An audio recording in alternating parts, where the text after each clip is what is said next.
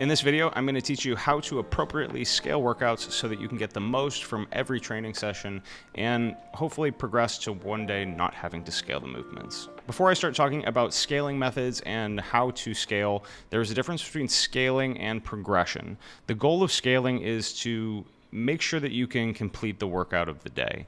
The goal of progression is to bring up the weak points of your game so that you can get to a point where you don't have to scale. At the end of the video, I'll talk about how to modify workouts so that you can actually improve at these movements. But first, let's talk about the general concept of scaling. Now, the whole point of scaling is to preserve the stimulus of the workout. Now, this stimulus part is a little bit vague, and typically, if you are new to working out, you don't quite know what the intended stimulus is. Everybody has a different point that they're starting at with training, and it's important that you just kind of go through the process for a few weeks to kind of figure out where you're at. Always err on the side of caution when it comes to scaling when you're newer. The whole point is to keep moving. If you are at a point in the workout where you're resting more than you're working out, then you're kind of missing the point of the workout, right? We'll look at a couple of workouts and how I would scale them for various types of athletes in a second. But the first thing is there's an order of operations when it comes to scaling and preserving the stimulus.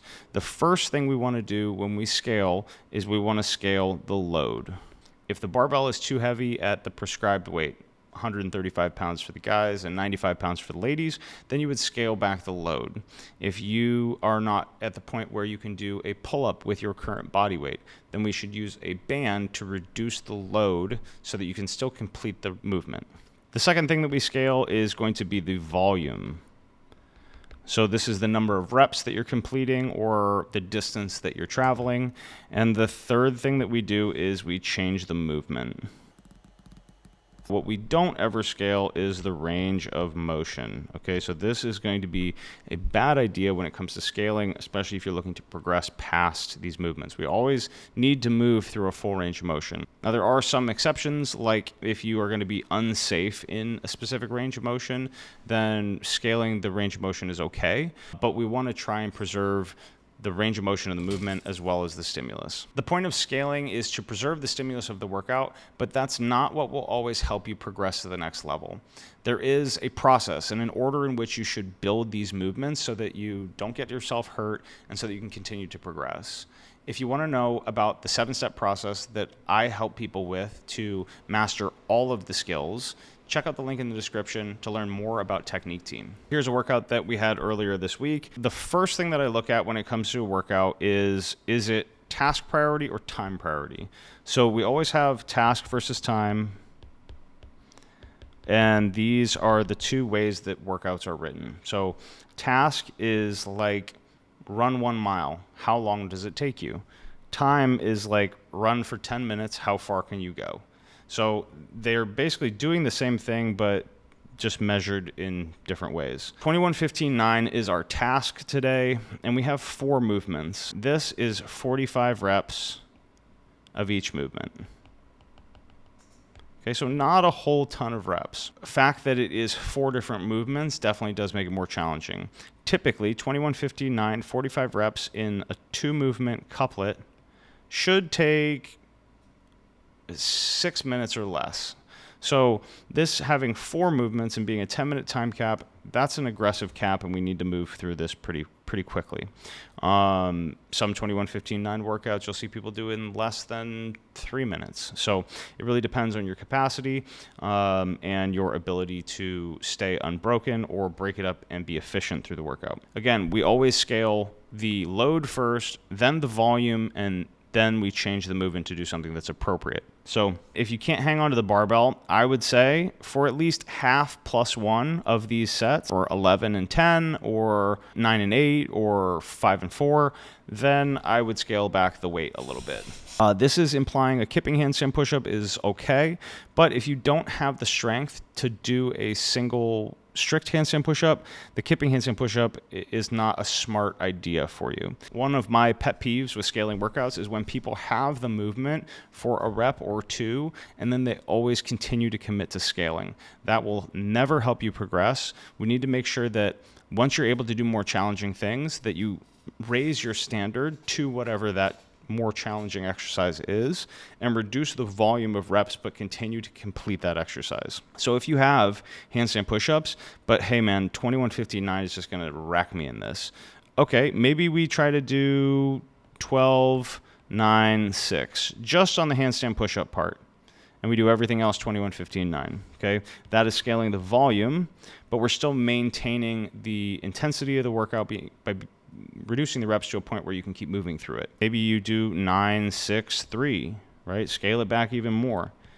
Maybe you try to go as far as you can with handstand push-ups. Hey, try to bite off the 21 and see how it goes. If you're not through back to the round of 15 by at least 5 minutes, then you're probably not going to finish this workout, and we should start scaling it a little bit more aggressively. We want to maintain a jump as long as we can, right? Because we want to preserve the stimulus. I would always rather someone jump on a taller box than step on a lower box. Pull-ups is a foundational movement that everyone needs to get. If you don't have a strict pull-up, you need to work that prior to kipping. One, we could reduce the number of reps. Let's say they have a couple kipping pull-ups, they've gotten a couple strict pull-ups, but maybe the volume is a lot. So we reduce the reps, maybe you do, 12, 9, 6 or whatever. If they are working towards their first pull-up, constantly varying the scales, just like we constantly vary the workouts, I think is also really important to be helping people progress. Sometimes the scale for the movement is not going to actually help you progress. All it's going to do is help you move through the workout and maintain the intensity, which is fine depending on what your intention is for the workout. If you are looking at this workout and there's multiple movements or multiple things where you're like, man, I don't know about that. I don't know how I'm going to handle this. Then I would pick one of the movements to focus on the most. Front squat, no problem. Box jump, no problem. We have an issue with the handstand push-up and the pull-up. Then focus on one and really work on training and getting improvement out of one, and then scale the other one to keep moving, right? So let's say that today you want to focus on your pull-up. We don't have a strict pull-up yet. So we hit up a band or a ring row and we make them really, really hard. Let's do banded chest to bar pull-ups. And we're going to reduce the volume. We're going to do 9, 6, 3 banded chest to bar pull-ups so that we can continue to move through the workout with some intensity, because you won't be stuck on that band for too long. And we'll also get some more strength building in that deeper range of motion for the chest to bar pull-up. Since we scaled this pull-up, and this is the one that we're really going to focus on building a lot of strength with instead of doing jumping pull-ups, then let's just do regular chest to deck push-ups with the handstand push-up. Let's not even worry about getting upside down. Even if you can do a couple, we're just going to save our shoulders and our upper body to try and get the most out of the pull-ups. So this is totally fine to do as a scale or an option on any one day that you are training. When the workout is for time and has a time cap, then you need to scale, I would say, more aggressively than if it's a longer AMRAP. If you have like a 20-minute AMRAP and you've got a set of double unders in there, I would try and use that as practice time instead of, because there's no cap, there's nothing you're running towards, there's no like timer that you're trying to finish under. It's really more of like a, hey, let's get some quality work in.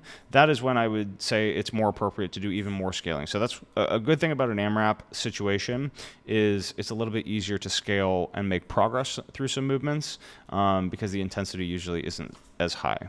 So here's another workout. This is a 20-minute AMRAP. The only skill piece here is the double under. So this is a great chance for you to improve at double unders.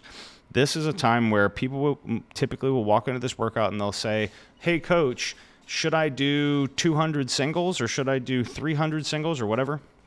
And the answer is no. No amount of single unders will help you get double unders past a point.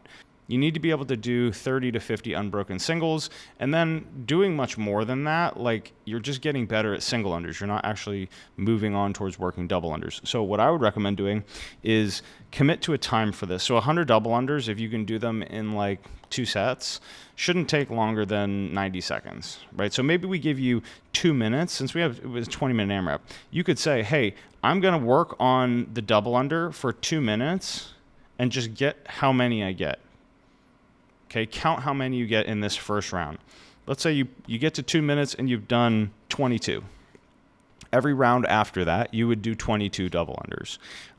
So that's a great way that you can add practice into something like an AMRAP. The double under is one of those things where, like, if you can get the rope under your feet twice, one time, then you need to be trying to do that in a workout. And I don't care if it's single, single, single, double, and then you trip, right, on the second one.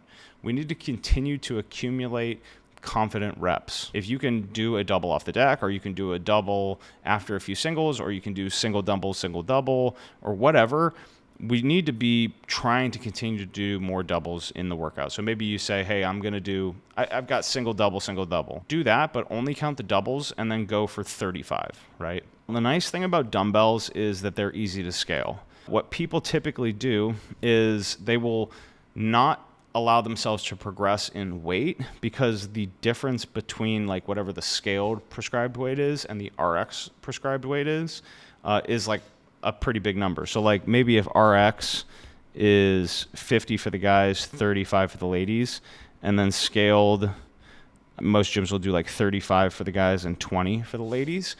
If you want to work up to being able to do the 50s in workouts, what you have to do is start to lift heavier dumbbells and start to like get more confident lifting heavier weights. If you want to become stronger, the thing you have to do is lift heavier weights. So I would start to increase incrementally the weight of the dumbbell you use. So maybe a 50 is too much, but 35 is going to be kind of like easy for you. Then maybe one day bump it up to 40, just a little bit. And then the next time you do 45, if you can do a workout with the 45s, like what's 5 more pounds for 50s, right? When to make that jump to 50s? I would say if the volume is on the lower end or the workout is on the longer end, that would be the time when you should make that weight jump up. Because either you have more time to like really set and think about it, it's not a race to the end, it's not a for time type of piece, or the time to do that is on a workout where there isn't a lot of reps. If this was 50 dumbbell snatches, maybe don't take that workout as like the one to sling the 50 for. But like maybe let's say it's 10 dumbbell snatches, and the last time you did a workout, you did the 40-pound dumbbell for sets of 10 to 15, and it wasn't a problem, then let's try and hang on to it, right, and see how it feels, see how it looks. At the end of the day, scaling is, again, to preserve the stimulus of the workout. What you need to do in order to improve at these skills is you have to spend time working on your weaknesses. CrossFit is a well-rounded fitness program. If you just go to the class and you do the workout of the day, you will get fitter across the board. But everyone has strengths and weaknesses, and if you don't spend additional time outside of the workout working on your weaknesses, then you kind of just get stuck wherever you're at, and it becomes really hard to progress. So if you have a deficit, you need to work on that for not a lot of time, 15 minutes before or after the workout. And if you do that consistently 3 days a week, over the course of a few weeks, you will level up really quickly and you'll start to acquire a lot of skills and become a very well-rounded athlete. YouTube will recommend another video for me that you should watch here. Thank you so much for watching this one, and I'll see you in the next one.